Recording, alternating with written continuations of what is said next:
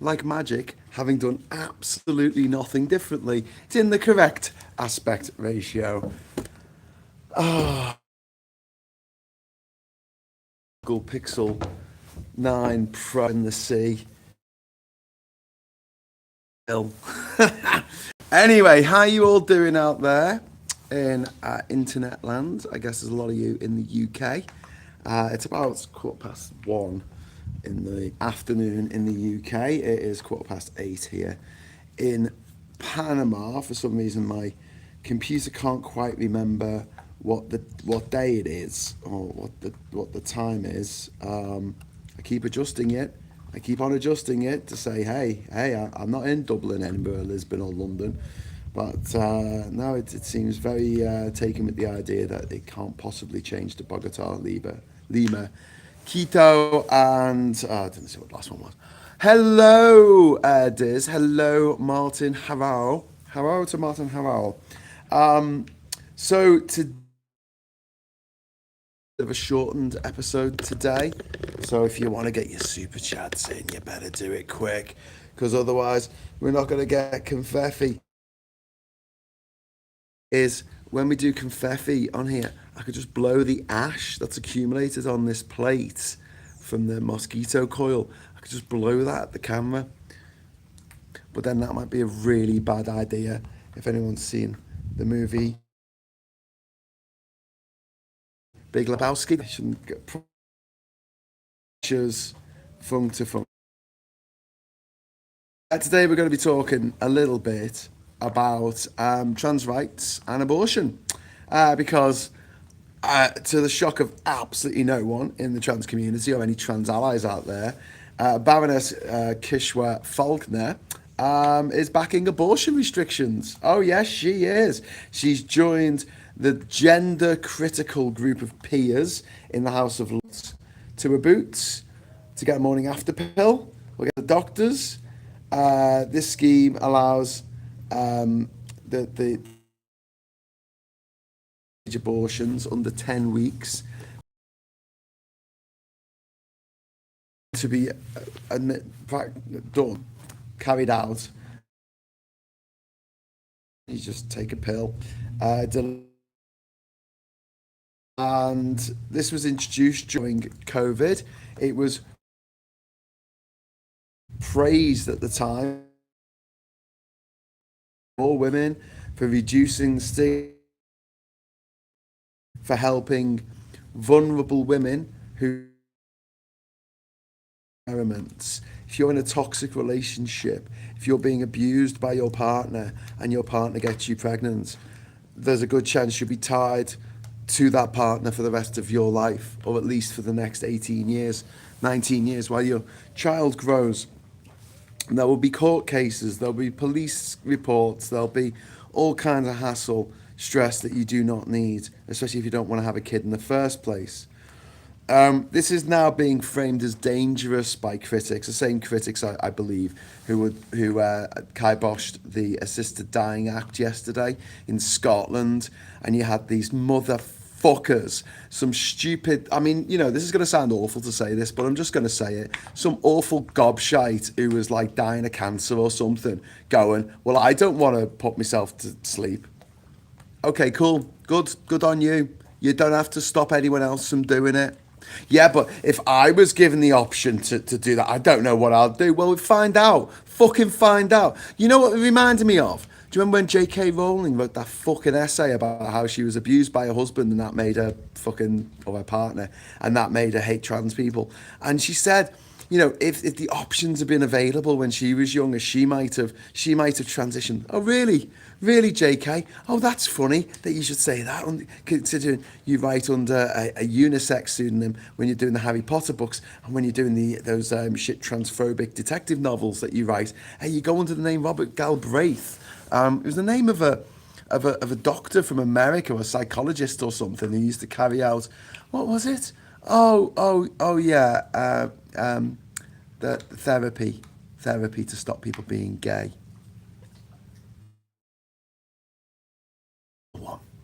But isn't it funny that like the same line goes through all of it? J.K. Rowling.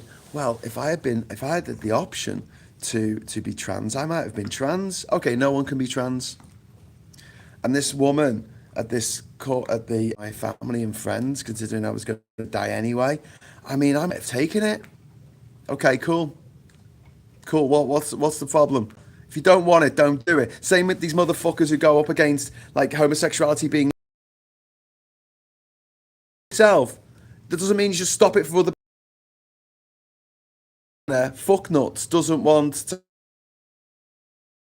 to. Why do they have to stop other people from doing it? Why do they have to take bodily autonomy from women and from men in the case of euthanasia? Why do they have to do it? And always, you'll see it in the news, you'll see it in the reports, you'll see it in the fucking motherfuckers, right? It's always, well, you know, if I had the option,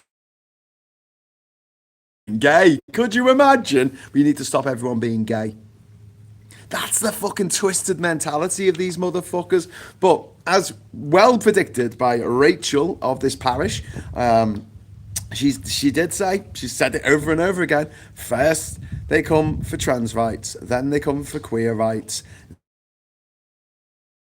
reproductive rights. Philippa Stroud, who's leading to push to scrap this scheme entirely to be able to get essentially what is the morning after pill through the post. Sharon Davis, right? Fucking wide, fucking broad-shouldered, fucking half fish. Only came third in the Olympics because fucking the Soviet Union didn't compete in that one. Privately educated, of course.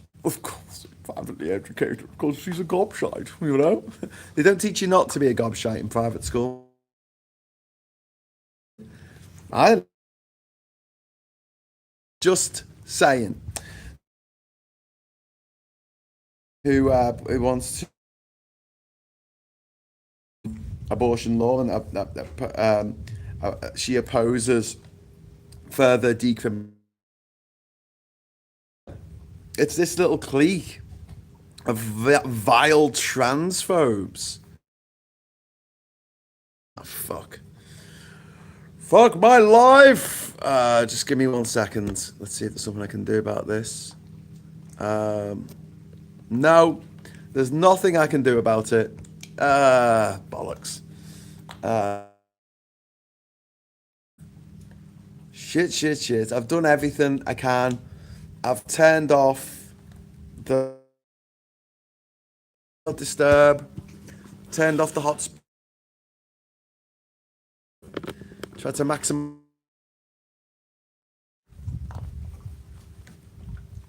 Hello. Weren't this bad yesterday? Right, we completely dropped out there, so you would have got the spinning circle of doom. Let me know if you can see me and hear me now. Sorry. There's only 14 people watching. Just sack it off. Shropshire Chris is there. Hello, Shropshire Chris. Hello, one angry pagan. Thank you for sticking with me. Where did we get up to? Did you get any of that? I was just talking about the key figures involved in the Lords trying to stop this legislation going through to make the morning after pill effectively be able to get through the post, make that a permanent law. And it's been held up by Baroness Faulkner, who was the old chair of the EHRC, which is the Equalities and Human Rights Commission, not to be confused with the ECHR, which is the European Commission of European Convention on Human Rights, and also the Court on Human Rights, of Human Rights. So we had Philippa Stroud, Sharon Davis, the former swimmer, and Catherine Mayer, and Keshwa Faulkner all teaming up to try and reduce abortion rights, reduce reproductive rights for women. Even the pic got better. On my toaster, a PC found something extra. That's much better. Okay, I just, all I did was lift my camera up at like about half a foot, about 6 inches, just lifted up. But yeah, this is so typical of the bigoted fuckwits who are the TERFs. They do not give a shit about women's rights. It was never about the rights of women. It's always why I always hate the term TERF, because the F apparently stands for feminist. They're not feminists. Unless you're saying it in a sarcastic voice, they are as much feminists as the National Socialist German Workers' Party were socialists, okay? They're not. Or that the People's Republic of fucking North Korea is anything like it for the people and not an autocratic dictatorship tyranny of what it actually fucking is. These people are disgusting. These people are vile scumbags who want to destroy everything that the left have built over the years. And the argument being framed by the right always, except when it comes to, like, you know, stopping child brides. I mean, that's fine. But, you know, when it comes to anything to do with abortion or euthanasia or trans rights, they talk about coercion. They talk about people, vulnerable people, who will be coerced into doing this. And we need to think of the children. Won't somebody think of the children? Fuck off. Fuck off. Will you fuck the fuck off and let adults, sane adults, make their own fucking decisions about what they fucking well do with their own fucking bodies, you busybody gobshites? They're positioning these transphobes, these misogynists, these vile anti-abortion misogynists. They're framing their objection to women being able to get the morning after pill through the post as pro-women. I'll have to ask you what's more fucking likely, okay? I know these motherfuckers have never been in the real world, never, you know, they live in a whole fucking rarefied atmosphere of which we will never be worthy of fucking breathing. All of them pretty much went to fucking private school. All of them hang out in the Clarendon Club and the Groucho fucking club and the Cunt fucking country club. These people are motherfuckers, right? They've never lived in the real world. But I will ask you, and I'm sorry, bit of a trigger warning here. What's more likely? A woman in an abusive relationship who finds out she is pregnant being forced to have an abortion by her abusive partner, or being forced to have the fucking baby because then the abusive partner knows that she is stuck with him through one way or another for the next 18 years and possibly the rest of her life? What do you think where do you think the coercion comes in? Where do you think come on. And do you know what? All of these motherfuckers, whether we talk about abortion, whether we talk about euthanasia, whether we talk about trans, the right to become, to be trans. I mean, people are trans. I mean, the right to get the medication you need, the HRT, the puberty blockers, the procedures, the surgical procedures that you might need. The right to get them is never taken from the rich. The right to die is there for the rich. In Switzerland, in Dignitas, if you're rich, it's still there. The right to live and work anywhere you like in Europe is still there if you're rich. The right to retire in Europe, anywhere, is still there if you're rich. The right to get an abortion pill, without having to go into fucking Boots, if you are rich enough, it is there. It's there. And look at them. Look at all these rich motherfuckers looking down on us from their fucking ivory towers, from their fucking castles, going, it's okay for me, but not for thee. I spoke like old-fashioned. More naked tennis, darling. What a fucking joy it is to just ruin the lives of others for no fucking reason other than we're a bunch of massive cunts. Well, that's me demonetised. And yet another knee-jerk reaction to the falling birth rates, fucking control freaks. Oh, yeah, let's talk about that for a moment, one angry pagan. Right, let's do this. Let's put in a complaint. Let's put in an official complaint. Do you want to know why the birth rates have gone off a cliff? Do you want to know? Yeah? I'll tell you. The UK, the US, every day for the last fucking 10 years, we've woken up, we've checked the news, or even just checked social media, and there's been a picture of that disgusting pustule of a man, Donald Trump. Every fucking day, you have to see his mouth, the disgusting anus, gaping shithole of a mouth that he has. And I tell you, being a bloke, being a, you know, red-blooded bloke, you know, and, you know, just finding people attractive in general, you know, I'm not entirely straight, you know, at the end of the day, you know, if you get a few drinks in me, I'm anyone's, well, at least half a baby sham. That makes my genitals retract so far I can feel them in my throat. I have lady friends that I know that if they see a picture of Donald Trump or Nigel Farage, that does the trick as well, or Boris Johnson, it literally makes them so dry that they actually take the title of the driest place on earth. It's no longer the Atacama Desert, no longer Antarctica. No, it's what's between their legs.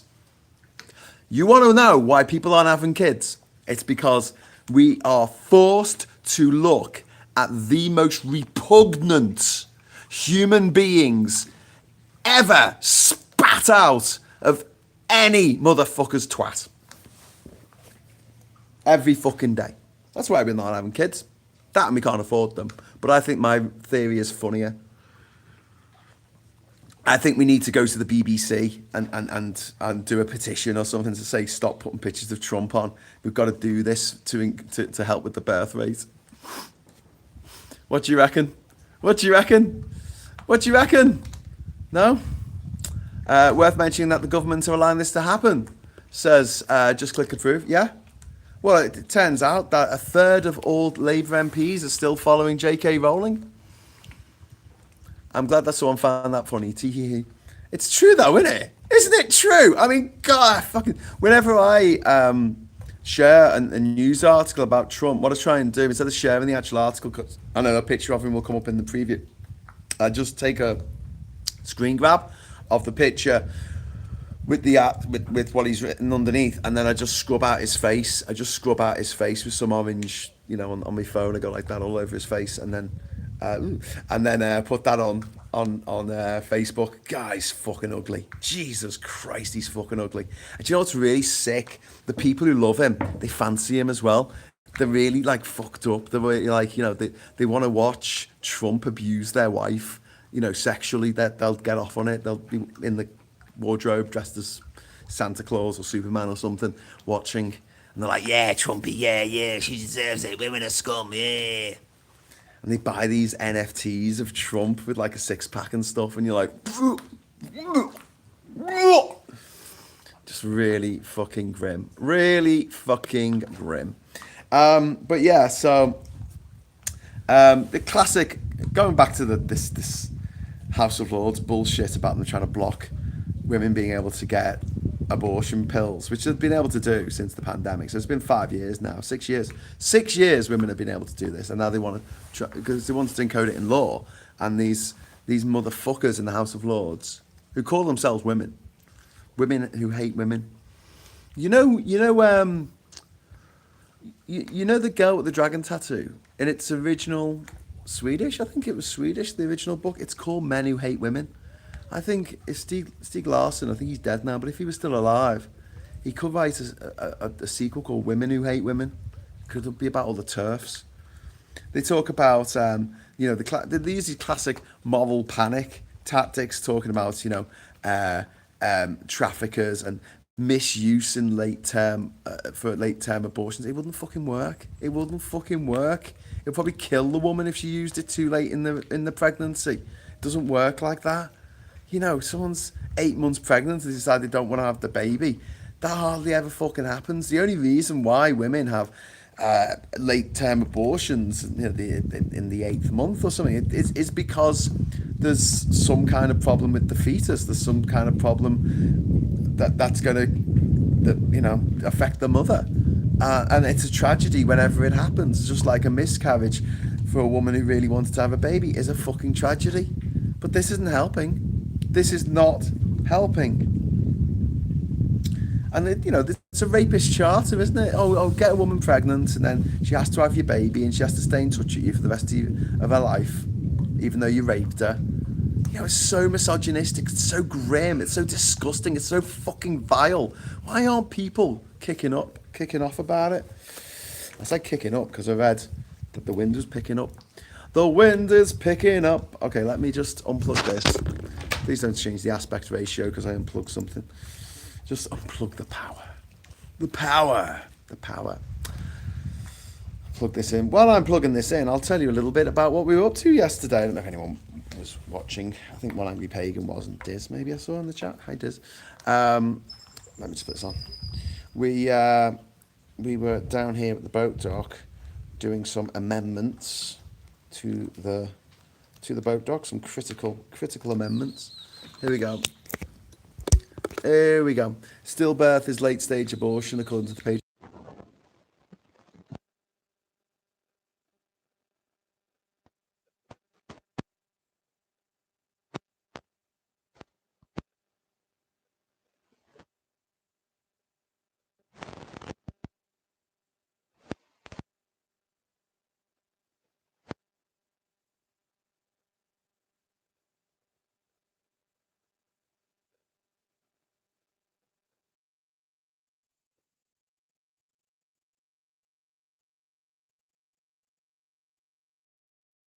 Look, my life. What the hell? Okay, let's try that. Okay, 1, 2, 3, 4.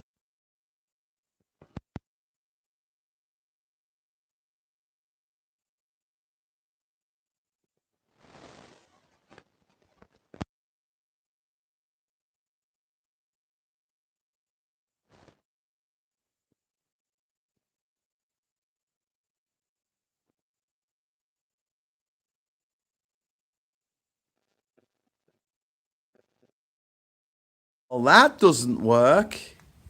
Good job, we got rid of the old mini jack and replaced it with a USB-C thing for your microphone because it works so much better when it's not making me sound like a fucking robot. It makes me not sound of anything at all. Good job. There's a bird screeching in the background, singing, screeching in the background. Maybe it's a bit drunk. Oh, it's our Jay. It's our mocking Jay, as I like to call him. So yeah, where are we? Where were we? No, I was just talking about because I mentioned Viper Scott put in a message there. I just said about Scotland. I'm so disappointed that the euthanasia bill didn't get through. I'm so disappointed that 5 motherfuckers from the House of Lords are holding up have probably destroyed any chance of the euthanasia bill getting through the British Parliament, which is really sad. And I was just talking about how I am genuinely terrified. I am genuinely terrified that I'll go the same way as my dad. He was put on palliative care 5.5 years ago. He can't talk. He cannot communicate. He cannot tell if he is in discomfort. He cannot tell you which part of his body hurts. He cannot point to the part of his body that hurts. He might be in constant pain, constant turmoil. We give him painkillers, but, there's not enough fucking morphine in the world, and we don't know how he's feeling. We don't know anything. He could be really uncomfortable. We try and make him as comfortable as possible. The carers come 4 times a day. We've got a specialist bed from the NHS, which it's like got air in it and it blows up and it keeps the pressure correct across the body so you don't get bed sores. And these motherfuckers are standing there going, "Oh no, coercion. What's more coercive? People making a choice in the presence of a fucking lawyer and a couple of doctors to say, I'm absolutely compos mentis. I do not want to be possibly in pain, being tortured by my own body for 5.5 years and not have any way of telling anyone that I'm in pain. Do you understand? Do you get this?" And they're going, "Oh, coercion. Coercion. When someone think of the children, they'd be coerced. You know, people would just go, oh, well, you know, I'll just kill myself then. Do you know what? If people are going to do that and they've got the agency to do it, right, there's the Samaritans, okay? There's things there to try and stop that from happening. But if they're not necessarily suicidal, but they don't fancy that fate at the end of their fucking life, then, mate, fucking let us. We're adults. Let us do what we want with our own fucking bodies. Yes, prove it's not coercion. Yeah, prove we're sane. Yeah, prove we're adults. Fine, do all that. I don't care. It's so disgusting. It's so vile. It's so vile. And I'm so annoyed and upset that the euthanasia bill didn't get through yesterday. And I know that every one of those mealy-mouthed MSPs who voted to not allow Scottish people to die with dignity, I bet they can all afford the tickets to Switzerland, can't they? They can all afford a spell in a Dignitas clinic. It's all right for me, but not for thee. You know, in America in the 80s and 90s, they separated off cocaine from crack, even though it's basically the same stuff. Why did they do that? Why did they separate it out in law? Why did they make the penalty for being found with crack so much worse than being found with cocaine? Because the rich white motherfuckers were doing cocaine and a lot of poorer black people were doing crack. It's okay for me, but not for thee. Agree, Graham. Prove it's not coercion. End of discussion. Yeah, that's all you need to do. You know, it's just horrible. And going through that firsthand. And do you know what? Here's the mad thing, right? We already have euthanasia in this country. Well, not this country. This is Panama, but in the UK, we already have it. You know. Okay, look. I don't want to be indelicate here, and I'm sorry, trigger warning for anyone who's, you know, knows someone who's terminal. But the reality is, you go into a hospice in the UK, and again, personal fucking experience here, not of me personally, but someone very, very close to me. If you're going to die anyway, they have a button that you press, right? And that releases morphine for when you're in pain. Because if you're dying of cancer, it gets very fucking painful. Very, very fucking painful. And at the point where you are, I don't want to take the pain anymore, they take the limiter off. They do this. Everybody knows they do it. It's not like it's like an open secret in the NHS, in hospitals, in hospices. They take the limiter off. Because the alternative is to keep people alive for an extra week, perhaps in crippling pain. Almost certainly in crippling pain. What's the point? What's the point? You know, what, are you trying to win some competition? And here's the thing. If you don't want to do it, you don't have to fucking do it. And they don't get it. Because they think, from their point of view, like, they can't understand how we could have like a plurality where we can't say that word, where we actually allow people to make decisions about their own body. Adults, grown adults, making decisions about their own body. That's what it boils down to. And these patriarchal motherfuckers, some of them women, look at other women and go, no, you're not smart enough. You didn't go to the right school, darling. You didn't pop out of the right vagina. Oh, very sorry. I can do it, but you can't. It's all for me, not for thee. Fucking hate them. You know, I thought it was childish when I was a kid, like seeing people do the A symbol, you know, in a circle and writing class war underneath. But at the moment, class war sounds fucking juicy to me. Let's fucking do it. Let's go for it. They instructed with my stepfather, do not resuscitate. Yeah. Yeah, but you have to fucking die, you know, to be resuscitated. But again, is that not a form of euthanasia?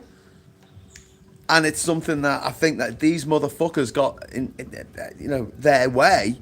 They wouldn't just stop trans people from existing. They wouldn't just stop women from having abortions. They wouldn't just stop people having access to the pill. Like, not the morning after pill, the pill. Like, birth control, stopping women getting held of birth control. Just seeing what happened in America with the USAID, getting rid of, stopping people getting condoms. I mean, that was more to do with stopping the spread of HIV. But at the same time, I mean, it does also stop you getting pregnant. They want to take that autonomy. They want to rip the bodily autonomy from you and everyone you know. Whether you're a bloke or a woman or a trans person or a non-binary or whatever, it doesn't fucking matter to these motherfuckers. They just want to take away your bodily autonomy. They want to say, no, you're not allowed to do that to your own body, with your own body. Something that's not hurting anybody else. They want to take that option off the table for you. And you know, Faulkner's fucking tenure when she was the chair of the EHRC was fucking diabolical. She is a real fucking piece of shit, this woman. She is fucking awful. She was in charge of the Human Equalities and Human Rights Committee. The Equalities and Human Rights it's commission maybe, and under her watch, they shifted towards exclusionary policies. They backed restrictions on trans people using what they call single-sex spaces, places that don't exist in the real fucking world, because lots of women's toilets have male cleaners, lots of male toilets have female cleaners. Like, that happens. If I'm out with my little stepdaughter and she needs to go into the loo, I'm not taking her into the men's. I'm sorry, ladies, I'm not taking her into the men's. But at the same time, I have literally no desire whatsoever to peek over the top of the fucking cubicle and watch you piss. It's not something I enjoy. And if I did enjoy it, feel free to ring the police and get me arrested, because that would be a crime. But yeah, now using the same networks, this horrible Faulkner woman is moving towards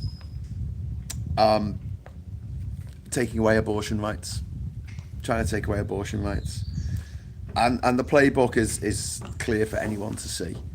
Step one: target trans people under the guise of protecting women. Step two, redefine women biologically, right? Which is difficult the best of times, right? But let's say they can, right? Use that framework. Step three, use that framework to restrict broader rights. It's exactly what they're doing. It's a Trojan horse in action.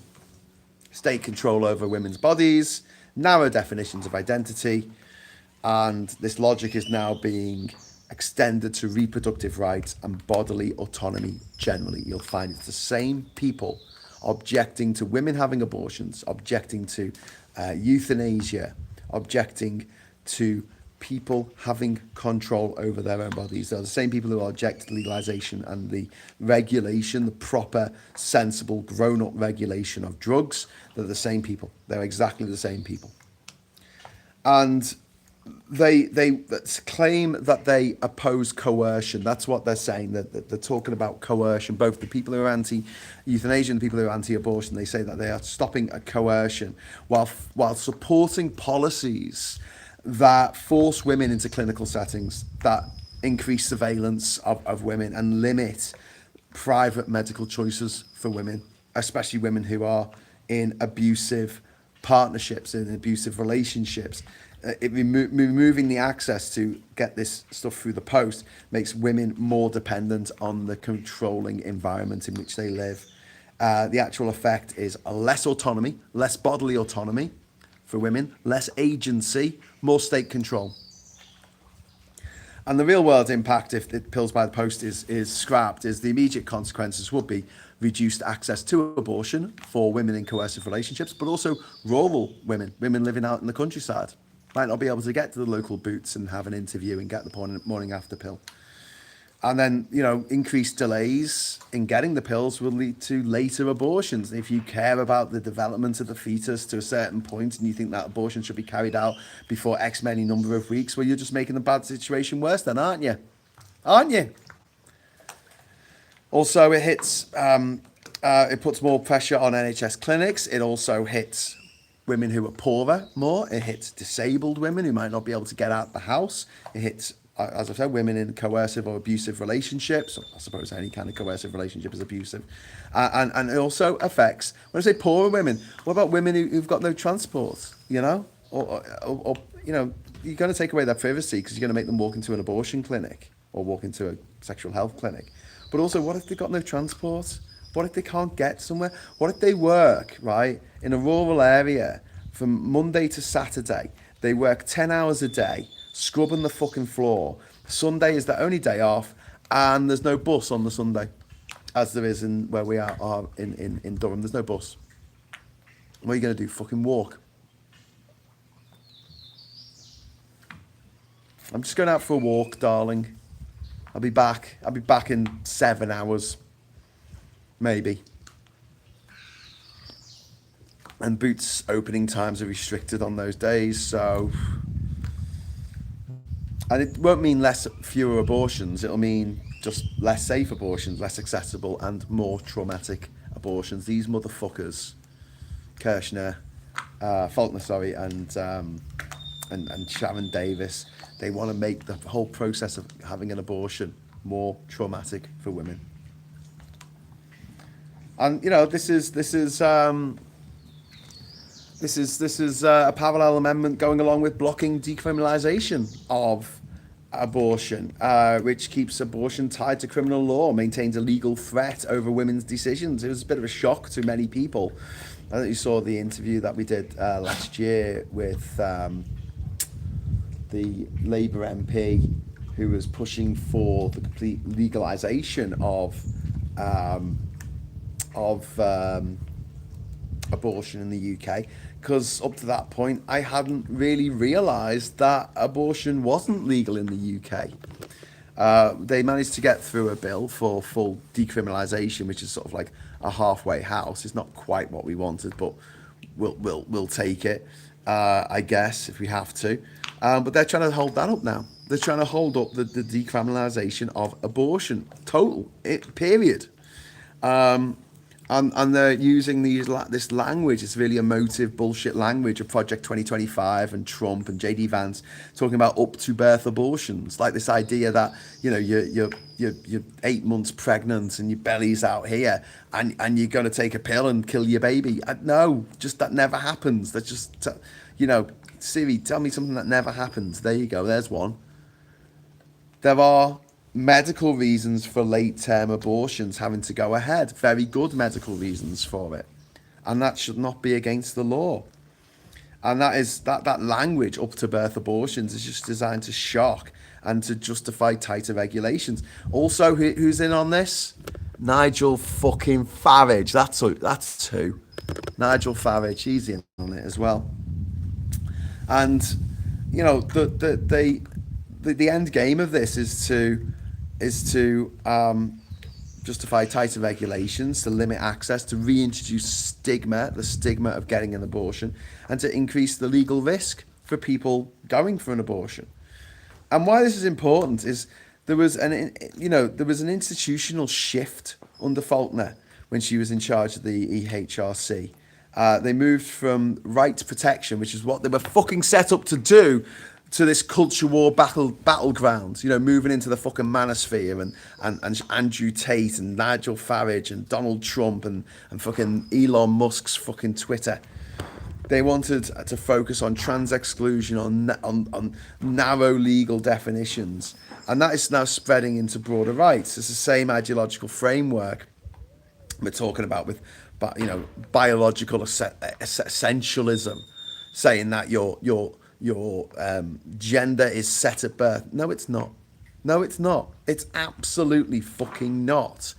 Like, I was talking to a friend of mine who is a paediatrician. This was 25 years ago, okay? Before this trans panic bullshit began, you know, oh my God, trans people exist.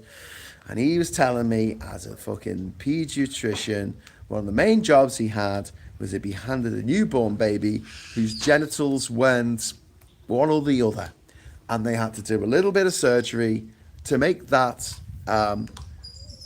baby a girl, usually, because it was easier to make the baby a girl. And they went, okay, it's a girl, and they put it down on the birth certificate as a girl, even though biologically that girl could have actually been male. So going off what's on your birth certificate doesn't mean shit. Doesn't mean shit. You can have women who are born with testes. You can have men who are born with ovaries. It happens. It happens. It fucking happens. I suppose girls and boys rather than women and men. You're not born a man, are you? Well, I don't know. There are some people I think, were you born yesterday? But yeah, this same sort of biological essentialism is, and this, you know, the state-defined identity is now being applied to reproductive autonomy for women, for cisgender women, and for trans men as well who might get pregnant, not just women. And the big picture here is, you know, the authoritarian logic. It's control over identity, trans rights, bodies, abortion, behaviour, sexual autonomy. And this is a consistent ideological thread, and an ideological threat that is attacking us at all times from all quarters of the right wing, of the shite wing. We've got this preference for hierarchy, for the patriarchy, for regulation, for moral policing, and it never, ever, ever stops at one group. A point that we make time and time again. They go after trans people first, then they go after the queer community, then they go after women, then they go after people they just don't like the look of. And trans people, the attack on trans people was never the end point. It was only the entry point. It was always the Trojan horse. They've gone from trans rights to women's rights, and ultimately it'd be everybody's bodily autonomy. You can draw a straight line from transphobia to misogyny to patriarchy to being against this anti-abortion bullshit and the anti-euthanasia bullshit. They told you it was about protecting women, didn't they? Do you remember that? Do you remember that? Do you remember when they said it was about protecting women? Now they're taking away women's rights. The same people, the same mealy-mouthed, rich, fucking nepo baby, privately educated, neo-aristocracy, fucking elite motherfuckers. It's exactly the same people. Same people. Inside and out. God, they're ugly. God, they're just the ugliest fucking people. I'm a genuine believer that your features could be all fucking the wrong way around, but you could still be beautiful if you're a nice person. These people are just fucking disgusting because they're disgusting people. And they say beauty is skin deep. All of these MAGA motherfuckers with their MAGA faces, with their big fucking Groucho Marx eyebrows and the fucking Mick Jagger lips and the Botox and the face that doesn't move. I think they look fucking disgusting. I think they look absolutely fucking vile. Have you seen Jeff Bezos' wife? Jesus Christ. It looks like someone left a Barbie doll in a hot car too long and it's all kind of... But it's not natural. It looks like a sex doll. It looks like one of those sex dolls that some crazy German has a whole collection of, and they do a story about it on, I don't know, whatever the equivalent of Eurotrash is now. Here is my collection of sex dolls. I call this one Veronica. I went to a client who cleared his yard of algae. Had been peeing in a bucket and washing the yard with it. Clearly worked. He did rinse off with water. What? When I was a toddler, my dad would pee over my shoulder when I was at the toilet. Parents of the year. That thing, pee by my head, disgusting. It doesn't affect kids. Why do I remember? I'm sorry that happened. That is disgusting. That is beyond fucking... Jesus Christ. When we talk about the declining birth rates, there's a part of me that thinks maybe there are some people who will be fucking awful parents who aren't going to be parents, and maybe that is a good thing, I guess. I don't know. I think I would have made a great dad. I'm a fairly good stepdad, you know, fairly good. But yeah, there's people out there who are like, you need to have more children. You need to have more children. And they're saying this out of the ugliest thing you've ever seen. The most sexually repugnant thing you've ever seen. The thing that is going to make you not want to have sex ever again in your life. And they wonder why. Like the advent of Trump being in the news. You know, you could plot that on a chart, couldn't you? I know people will say, correlation doesn't equal causation, Graham, but I reckon we could do it. I reckon we could just have like Trump appearing in the press, birth rate, like that K-shaped graph. Puts people off, mate. I'm not feeling Randy after I see his fucking god-awful face. These privileged people are as thick as minch but unaware of how stupid they are, says Diz. I don't think they're necessarily stupid. I think they're fucking evil. I think they're genuinely evil. I think they're out to get us. I think they're out to destroy us and everything we stand for. I genuinely think that's what it is. Hey, do you reckon that Pickle should get a co-credit for these shows? Because she sits there in every show, doesn't she? She's lovely. She just sits there being all delightful and just chilling out, listening to the birds. Cool. And evil. Yeah. Again, social liberalism is being blamed for the ills of the right-wing economics. Typical, says One Angry Pagan. Yeah, you're right, mate. You're not wrong, you're right, but you're not right-wing, thank God. Otherwise you won't be watching this. I'm going to plug my charger in, just to see if I can get a bit more charge.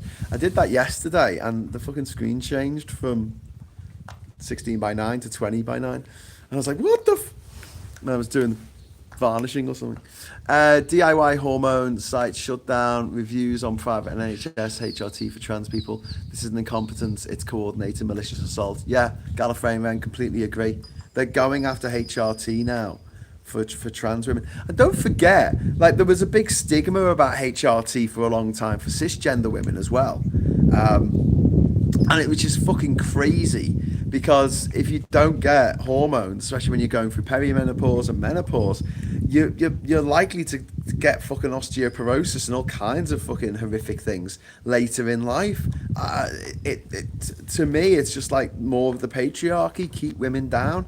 There's a joke, isn't there, about how James Bond would be a shit spy because everyone would look at him because he's like the most handsome man in the room, and also he's very suave, and he tells everyone his fucking name, which is a stupid thing for a spy to do.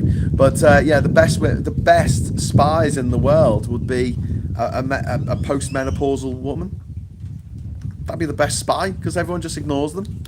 They don't think they've got anything to say, got anything to add to the conversation. If you get bored there, you could read Matt Godwin's new book. I'd rather eat a bowl of teeth, my friend. You have frightened me several times tonight, but never in the way the servants of the enemy would, I imagine. I think of this one of his spies. Well, you seem fairer and feel fouler if you understand. I recognise that quote. Hide behind religion to control. Here's a counter argument. God gave you the greatest gift you'll ever own, life. Stop stopping people from living their life. Yeah, very good point. Very good point. People presuming to know what God thinks is incredibly arrogant. I wish hell did exist. I just have to see the looks on these stupid motherfuckers' faces who voted for Trump. Oh, my little doggie's gone. Hey, listen, so I was just telling you about my ladder. This is my new ladder.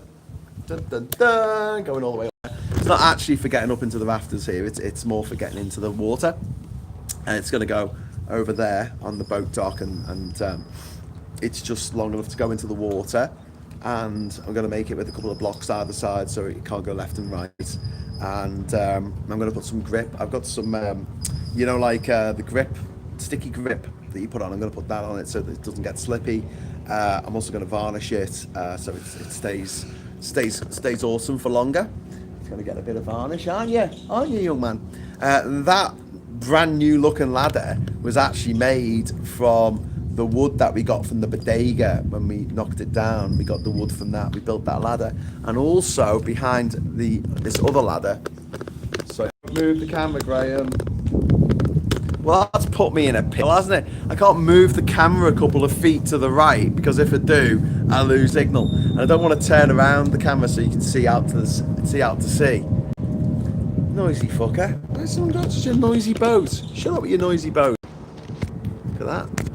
I didn't want to do this, but I will. Hopefully it won't go to full screen. There you go. It's a couple of boats. That's why it was so noisy. There's two of them, amplifying the noise. Up here, yeah, you see. You can't really see that because it's too bright, isn't it? But you can see a ladder and you see some sticks behind it, right? So the ladder is just our ladder for getting down things. It's just not a normal ladder. But the sticks behind it are brand new. Well, they're not. They're taken from the old bodega, but the old piece of the dock there was rather eaten by termites. Termites had feasted on the prop holding up the boathouse here, so we had to get rid. Are they rich and trying to take your island? No. They're just locals. They're in pangas. The rich people are in yachts. If you go to Red Frog Beach, which is on the other side of Salate Island, so over there, there's a marina there, and they have one space for a super yacht. And oh my god, the size of these fucking things! And it's just like they cost like £1 million a day to fucking run. They burn like just an infinite number of baby seals in order to get them to run. I've talked to some super yacht captains in my time, traveling around the Caribbean and stuff. I was told one story about a guy who the yacht was up in the Great Lakes during the summer, but they wanted to go out for a sail, 1 week sail on this ship. I say sail or a motorboat, so motoring, I guess, putting along in the Caribbean.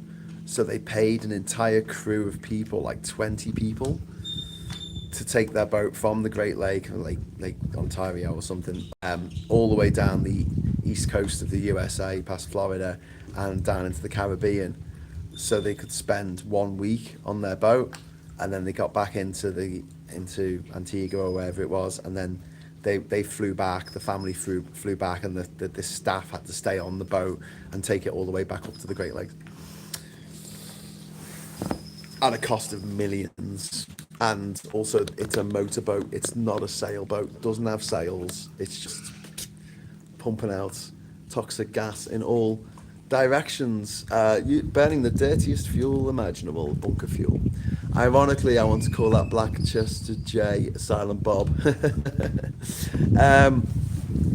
Labour allowing it to happen to the trans community, says Black ...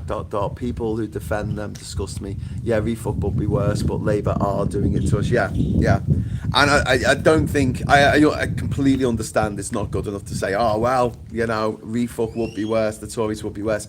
But here's the horrible thing, they would be. So we have to think about how we address this issue. And I don't think that calling Labour a bunch of cunts, which, to be fair, I mean, you could make that strong argument, is necessarily the right way to go about it. And I'm sorry if I piss people off by saying that, because I know you want to call them a bunch of cunts. So if that's you, then that's fine. Go with God, enjoy yourself, call them a bunch of cunts, because they kind of probably deserve it. But both the Tories and Refuck want to pull us out of the equalities and want to pull us out of the European Human Rights Convention.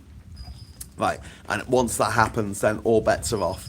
They will discriminate against everyone. They will at the moment, under equality law, you can't be sacked from your job for being trans, or for being gay, or for dressing differently, or for being a woman, or being on your period, or going through menopause, or getting pregnant. You can't be sacked for those things, right? when we leave the European Convention on Human Rights and it neutralises the Equalities Act, that's it for everyone. That is it for everyone. They will go to town. They will absolutely go to town. So what I want to see is much more dialogue between people who are not necessarily the trans community, because this shouldn't be their fight. It should be trans allies talking to their Labour MPs, if they have a Labour MP, saying this is awful, and really explaining it to them of like why it's so bad, because I think a lot of them just don't realise, they just don't think about it. I mean, like Phil says, most people don't consider trans rights when they're voting, so most politicians don't really think about it that deeply or that hard. The way that we got gay rights into the mainstream was because we got to a saturation point during the 1990s and into the 2000s where everyone ended up knowing someone who was gay, someone in their family, some friend of theirs, some neighbour, some colleague. They'll be gay and they'll be like, oh, okay, they seem all right. Do you know what I mean? So one of the issues with getting the understanding through to people of just how horrible the last 10 years have been for the trans community, of this coordinated attack on trans people carried out by the fucking oil companies. 80% of anti-trans organizations in the US receive funding from the oil companies as a weapon of mass distraction. A weapon of mass distraction.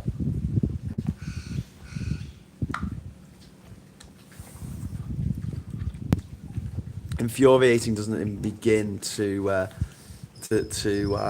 cover it, but in lieu of people knowing someone personally, don't forget, during the AIDS pandemic, the only reason why the White House, Ronald Reagan, finally got their arse and fucking did anything about it is because his bezzy mate, Rock Hudson, fucking died of AIDS and went public with it, and Ronald Reagan was devastated because he probably didn't even know that Rock Hudson was gay. You know, they lived in a world where, you know, it was sort of like, oh, well, you know, they have their little peccadillos, don't they? I'm sure they'll grow out of it eventually. You know, that kind of attitude. Do you know what I'm talking about? So I do think it's really, really important that any people watching this, any trans allies out there, get in touch with their Labour MP. See if you can meet up. You usually can. Go into the surgery and just say to them, listen, I'm really concerned about the way things are going for my trans friends. That it is disgusting. And point out all this stuff and point out that line, you know, from taking the rights away from trans people, go straight into taking rights away from gay people, lesbians, queer community, and then they go straight into taking rights away from women, and then rights away from everybody. It's a straight line. It is a straight fucking line. Labour allowing it to happen. Yeah, I've read that one. Exactly. I'm having trouble keeping myself together when it feels like we're about to lose, and the people who are meant to be on side don't give a damn. Well, I do. I give a damn. So at least there's one person who gives a shit. I don't know if that's enough, but I've got to say, like, all the people I know who make content online, none of them that I particularly hang out with or want anything to do with are transphobic. But I do agree that some of them might need a little bit of a push, a gentle, friendly push to do more content about the war on trans people, because it is a fucking war. Absolutely is. Before we back went, I could swear I got turned down for a job because I'm openly pagan. Did you write as your name one angry pagan? Because otherwise, how would they know? Do they ask your religion on a CV? I've never been asked my religion. Crossing into countries, I've been asked my religion many times. I remember going into Bangladesh about 25 years ago, and I was crossing the border and from India, and the guy filled out the form for me because he didn't think I was capable of doing it myself, or maybe it was all in the local language, I don't know. Name, dad's name, mother's maiden name, whatever, height, weight, inside leg measurement, religion, and I went, none. And he looked at me like,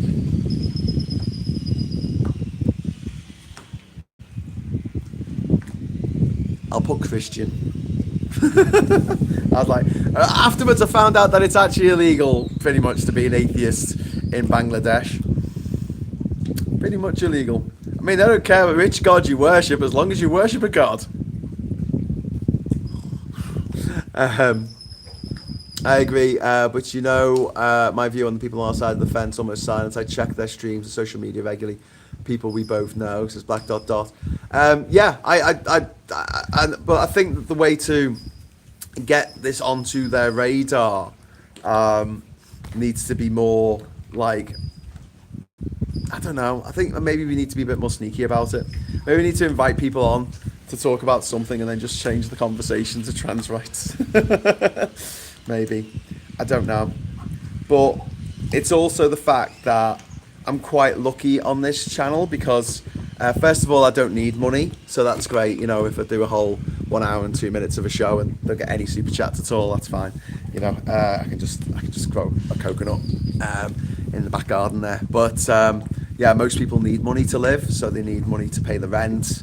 They need money to buy food and water and stuff, and pay for the water and pay for the electricity and pay for the council tax, pay for all that shit. And it means that they're at the mercy of the algorithm. And I'll tell you now, if they look at their algorithm of what they need to be talking about in order to get people to watch their videos, in order to get the monetization that they need to keep alive, without having to, I don't know, give blowjobs for bread or you know, get a job in Starbucks,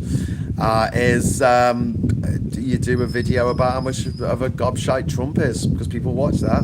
You have a video about something that Nigel Farage has done that's horrible, people watch that. If you do a video and you say this is a video about trans rights, I mean, if you're banking on super chats, maybe, but if you're trying to make money through advertising, as so many people are, absolutely beholden to the algorithm, then there's no money in it. And that's shit. And a lot of people don't want to touch it for that reason as well. And this is because of the, I don't know, the gamification of what people are allowed to talk about. But yeah, look, honestly, and you know, cards on the table, it might get to a point where I literally can't do this anymore, mostly because like I can't live off 500 quid a month. So I will have to just jack it in and get a proper job, or go down the route of chasing the algorithm, which means that I'll be able to do less content that I really want to do. Won't be able to drop the C-bomb as often, so that sucks. But yeah, I basically need a sugar daddy, don't I, or a sugar mummy? That's what I want. Can I have a sugar mummy? Yes, you can pay for everything. Don't send nudes, send pizza.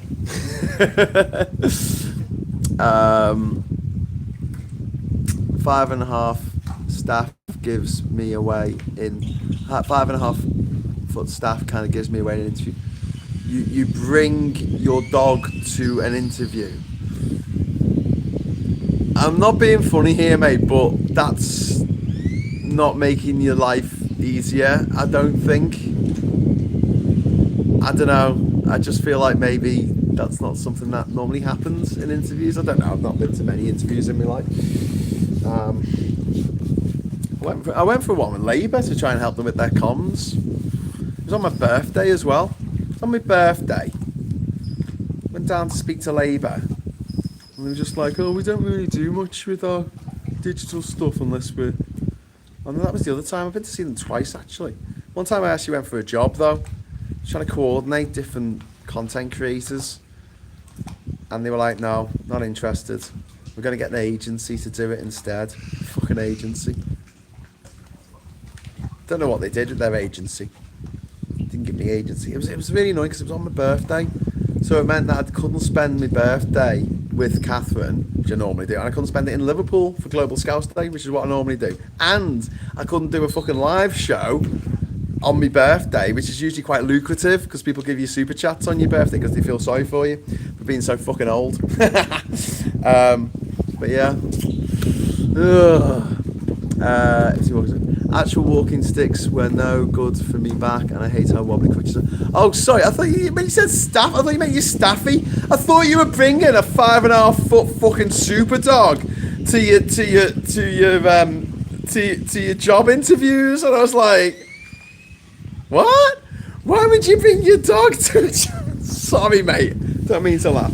All right, let you off. Damn it, the guilt trip, Graham. Ah, yes, thank you, Martin Harrow, for the super chat. You beautiful, beautiful human being. Thank you, Martin. That is very kind of you. You get my super chat animation. Okay, so here's the super chat animation for today. Super chat.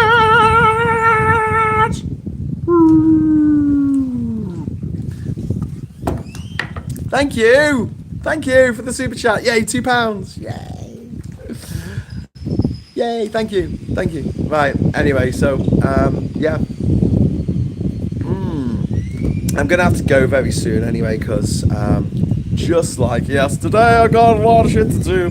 So today we've hired a bigger boat, because we need a bigger boat, because the Ginger Ninja over there, you know, God love it, it's not big enough to fit on a couch, and all of the roofing bits of roof that we need to replace the roof that's getting all rusty here. So this whole roof is getting replaced.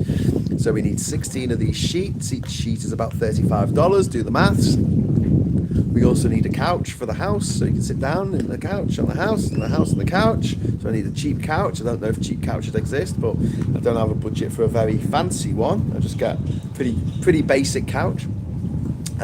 We also need to get, I've got a whole shopping list. But what I was thinking as well is for like people who are staying here, because I do advertise it as like get away from the world, get away from the rat race, get away from the from social media and stuff, you know, have a digital detox. But people get here and they're like, oh, there's nothing to do. There's nothing to do except fucking hang out on the boat dock with this beautiful view with like birds singing in a hammock and read a book. Nothing to do. All right, fucking. I'll get some board games. All right, so I'm gonna get some chess, some backgammon. I might get one of those boards like on one side it's backgammon, the other side is chess. They're quite cool. I'm gonna get a pack of playing cards. I'm gonna get a I don't know, maybe some other things. I was thinking of making my own Jenga, but it might be a bit expensive because you can make your own giant Jenga, but the pieces you need to make it out of are like, you know, it's got to be treated pine, so it'd be quite expensive. Do we want giant Jenga? No, we don't need giant Jenga. But yeah, just a few puzzles, just games, not puzzles, games, just a few games. Not getting Cards Against Humanity.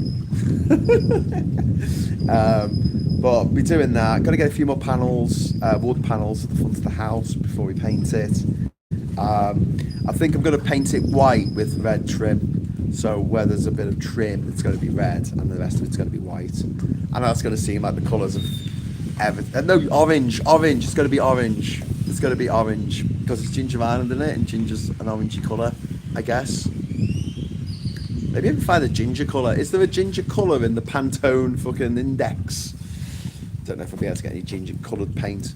But yeah, if I can find some ginger coloured paint, that'd be sort of more browny orange, wouldn't it, I guess? No, orange is good. Let's get orange. So it'll be white with a bit of orange hints. But yes. I've been a member for 30 months. Scroll back, says George Only. Thank you, George Only, you beautiful, beautiful person, you. It's not just trans, gay, ethnic, etc. It's all of us with that except. But no one can imagine this because no one has seen it before. Yeah. So being a member for 30 months, and I've got a special sign that says thank you. There you go. Sorry, it might have been a bit too low res to say thank you for being a member for 30 months, but I did carve that into driftwood, so it's all good. A new sign as well, because if you look there, right, see where see those two sticks sticking, there's a bit between them. I don't know if you can see that too well. It's my entrance. There is a sign that says Ginger Animal, and very well. So I'm gonna redo that. And it's going to say welcome to, and then Ginger Island in big letters, and that's going to be above the entrance as you walk in. And today also I'm going to get some string lights, some solar powered string lights, and they're going to go from this bit of the dock here all the way to the 2 sticks over there, they'll go from one stick to the other and then all the way back. Obviously I'll have to put another pair of sticks in to make it not fall in the water, but yeah, and they'll be solar powered and you'll be able to turn them on, and when people arrive on the island they'll be like, whoa, that's really cool, dude. It's cool. You start saying complaints when I go up to Dartmoor with my mates, can never get bored in Dartmoor. Well, yeah, I mean, here's something, right? I don't want to get all Pet Shop Boys, mostly because if I think about this song too much, I might actually burst into tears, because it just, there's a person who was in my life who isn't anymore that I particularly associate with this particular song. But, you know, we were never being boring. I'm never bored. Like, I'd love to know what it's like to be bored. I'm just not. No matter how many fucking buses I get on, or trains, or fucking planes, or there's always something to fucking do. There's always something to do. My mind is racing 100% of the time. I've got 100 fucking tabs open in my head. I've got music playing. God damn it. I've got, you know, there's, how are people bored? And I find this only, when they say ask a busy person, right? If you want something done, ask a busy person, right? Also, I think that only boring people get bored. I'm sorry, but like, fucking hell, surely there's something out there for you to do. Surely there's something out there in this world right now, especially with the internet. Like, how can you be bored in this world in 2026? I can understand if it was the 1950s and all you had was like a stick and a ball, and all of the places you could have played on were just bomb sites, and there's nothing to eat except cold jelly and barbed fucking wire. I don't know, but like these days, come on, don't come here for a digital detox and then tell me you're bored. Oh, anyway, right. Thank you very much for the super chat there from George only, and from Martin Harrow. Thank you. I'll just do my animation once before I go. But yeah, a super chat. Yeah, what's it like? What's it like being bored? Tell me. Is it fun? Listen, so we've got to get a bigger boat. We're going to the mainland today. Normally we go over to Bocas Town, which is that way. You can see it in the distance if I turn the camera around. That town there. That's Bocas del Toro. That's not where I'm going. It's not even in focus, is it? God, this camera is shit. That's to the mainland, to a place called Amarante, which is the port town, which is really dicey, it's really dodgy. You don't want to be out there at like 10 o'clock at night. And then we're going to get into a chicken bus, which is going to take us to Changanola. Terrifying journey, that is. It takes about half an hour, and they drive like fucking maniacs here for some reason. Everyone thinks they're Nelson Piquet. God, I'm showing me age at my F1 references there, aren't I?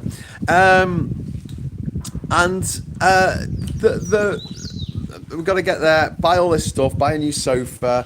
I guess we'll have to get a taxi back. Luckily, the taxis here are all massive. They're all like these fucking American big pickup trucks, you know, these monster trucks that they have, these monster pickup trucks. Yeah, there's only 2 roads in town. It takes you 10 minutes to walk from one end of town to the other on the only road. And they need these monster pickup trucks because Americans. Sorry, shouldn't do that. Put you off your breakfast, lunch, dinner, whatever. Okay, my darlings, my sweeties, my beautiful ones. Here we are, the beautiful ones. Thank you for the super chats. Maybe I should make a board that says mega chat, and then if someone that drops like a massive super chat, I can use that instead. What do you reckon? Should I make a mega chat board? Could be something to think about.